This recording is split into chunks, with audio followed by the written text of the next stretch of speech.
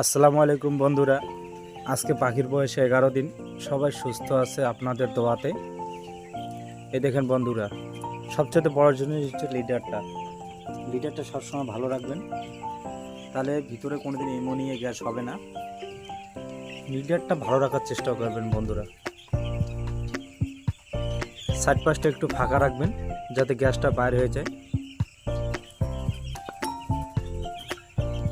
তাহলে ভিতরে কোনোদিন গ্যাস হবে না আর পাখি সুস্থ থাকবে, ভালো খাবে। সবাই দানার বগলে কিভাবে বসে আছে দেখো।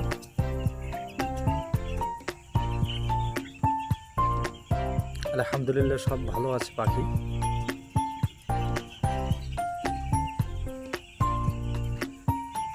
লিটারটা ভালো রাখবেন ভাই, তাহলে গ্যাসটা দেখো। আমাদের লিটার কত সুন্দর আছে লিটারটা।